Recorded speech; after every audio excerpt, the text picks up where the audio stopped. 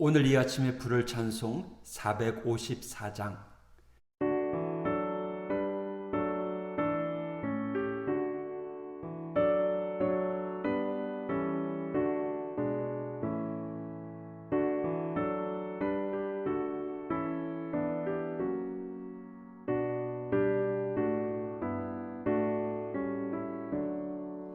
주와 같이 되기를 내가 항상 원하니 온유하고 겸손한 주의 마음 주소서. 세상에서 우리가 나 그대로 있을 때 주의 형상 닮아서 살아가게 하소서. 비록 작은 새라도 돌보시는 나의 주 나와 함께 계시어 나를 지켜주소서. 마음이 깨끗하기를 내가 항상 원하니 악한 마음을 버리고 살아가게 하소서.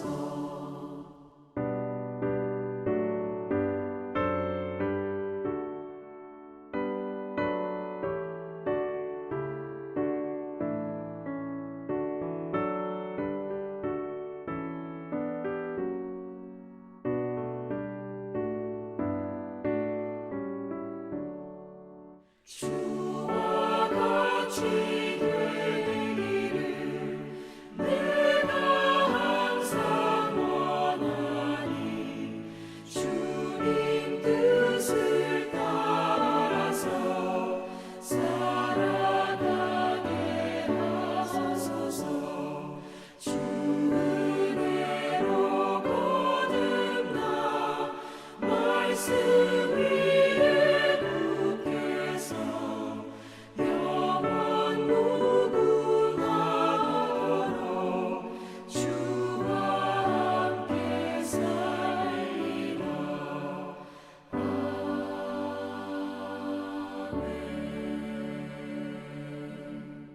창세기 28장 1절에서 9절까지의 말씀.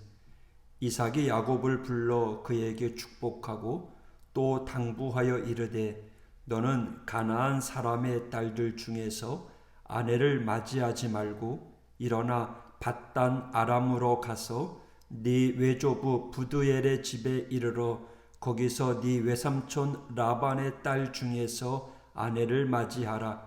전능하신 하나님이 네게 복을 주시어 네가 생육하고 번성하게 하여 네가 여러 족속을 이루게 하시고 아브라함에게 허락하신 복을 네게 주시되 너와 함께 네 자손에게도 주사 하나님이 아브라함에게 주신 땅 곧 네가 거류하는 땅을 네가 차지하게 하시기를 원하노라. 이에 이삭이 야곱을 보내매 그가 밧단 아람으로 가서 라반에게 이르렀으니 라반은 아람 사람 부드엘의 아들이요 야곱과 에서의 어머니 리브가의 오라비더라. 에서가 본즉 이삭이 야곱에게 축복하고 그를 밧담 아람으로 보내어 거기서 아내를 맞이하게 하였고 또 그에게 축복하고 명하기를 너는 가나안 사람의 딸들 중에서 아내를 맞이하지 말라 하였고 또 야곱이 부모의 명을 따라 밧단 아람으로 갔으며 에서가 또 본즉 가나안 사람의 딸들이 그의 아버지 이삭을 기쁘게 하지 못하는지라. 이에 에서가 이스마엘에게 가서 그 본처들 외에 아브라함의 아들 이스마엘의 딸이요 느바요의 누이인 마할랏을 아내로 맞이하였더라. 아멘. 오늘 본문에서는 두 사람의 대조적인 모습이 소개되고 있습니다. 한 사람은 비록 도망자와 같은 신세이지만 하나님의 축복을 받는 반면에 다른 한 사람은 집에서 많은 아내를 취하여 풍족한 삶을 사는 것처럼 보이지만 부모에게 근심이 되는 실상은 측은한 모습의 사람입니다. 바로 쌍둥이 아들 야곱과 에서의 모습입니다. 1절 이삭이 야곱을 불러 그에게 축복하고 또 당부하여 이르되 너는 가나안 사람의 딸들 중에서 아내를 맞이하지 말고 일어나 밧단 아람으로 가서 네 외조부 부두엘의 집에 이르러 거기서 네 외삼촌 라반의 딸 중에서 아내를 맞이하라.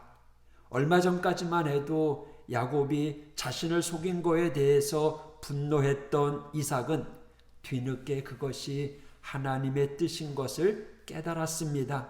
따라서 야곱이 떠나는 그 자리에서 그를 축복하고 있는 것입니다. 하지만 지금 야곱의 심정은 축복 기도를 받는 것으로 마냥 기뻐할 수는 없는 입장입니다.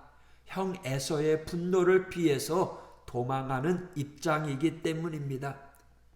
그러나 비록 도망가는 신세임에도 불구하고 이삭은 야곱에게 자신이 아버지 아브라함으로부터 받았던 하나님이 주신 축복의 말씀을 전해주고 있습니다.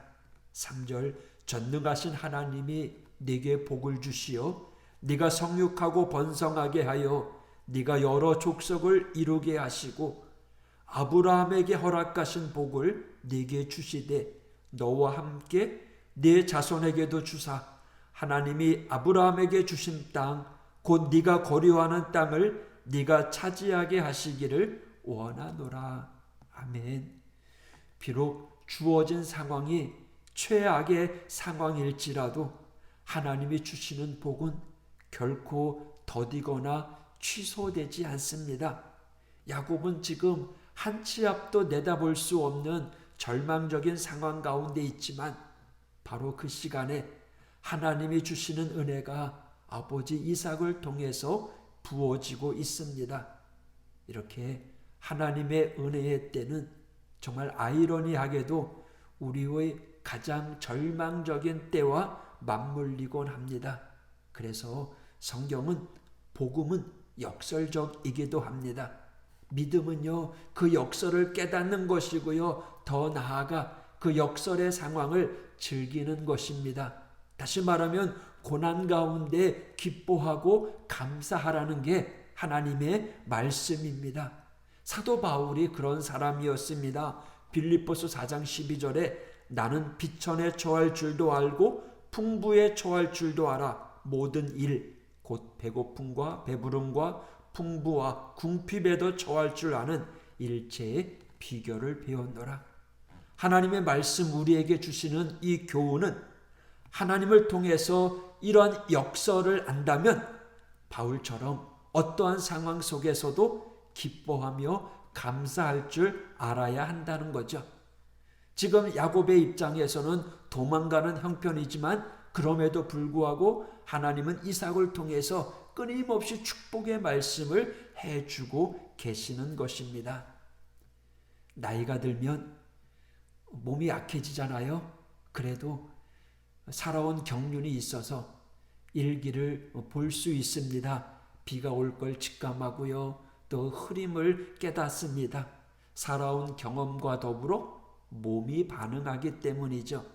몸이 불편하면, 허리가 아프면 오늘 날씨가 좀 안 좋겠다라고 느껴집니다. 우리 성숙한 그리스도인이라면 오랜 믿음, 경험을 통해서 우리의 삶에 몸이 반응해야 됩니다. 고난 가운데 이것이 하나님의 나에게 주시는 고난인지 아니면 내가 잘못해서 생겨나는 고난인지 우리는 그걸 분별할 줄 알아야 됩니다.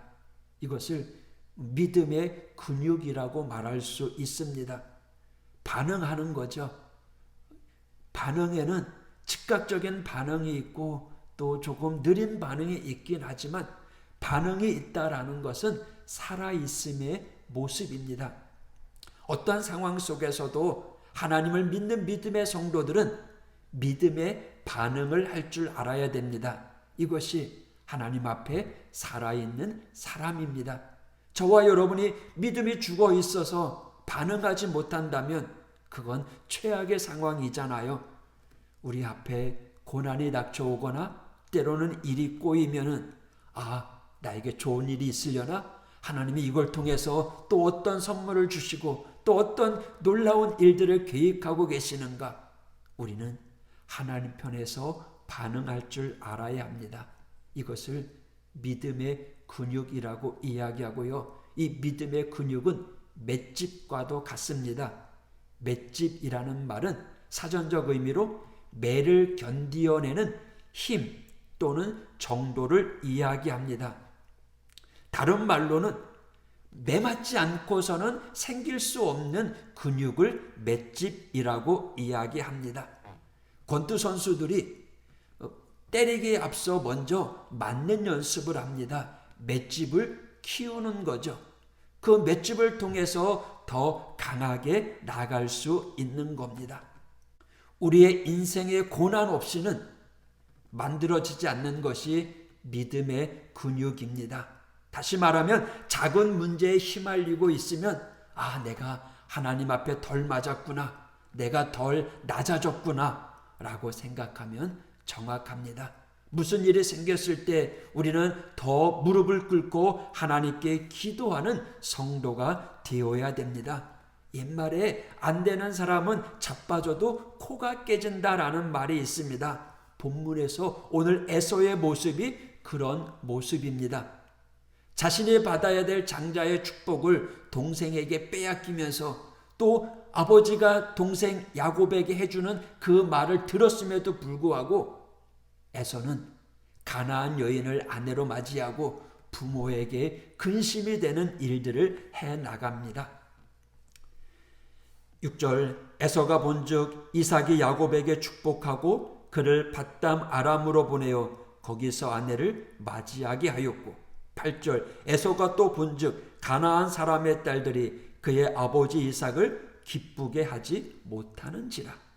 에서는요 아버지 이삭의 동생 야곱에게 축복하는 모습을 보면서 내심 부러워했을 것입니다. 게다가 자신을 돌아보니 자기가 얻은 이방인 아내가 부모님에게 근심거리가 되는 모습을 보면서 나름 해결책으로 생각한 것이 이스마엘의 딸을 아내로 맞이하는 것입니다. 그런데 여러분, 이스마엘이 누구입니까? 에서는 이스마엘처럼 장자이면서 장자권을 빼앗겼던 사람입니다.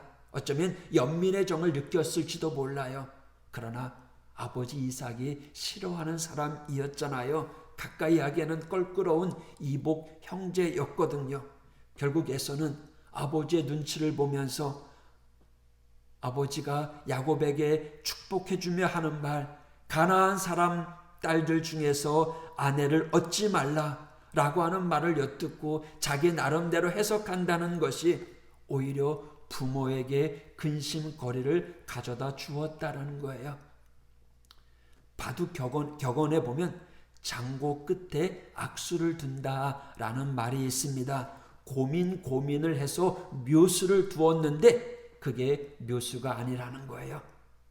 기초가 다져지지 않은 하수는 아무리 시간을 많이 줘도 상대편을 이길 수 없습니다.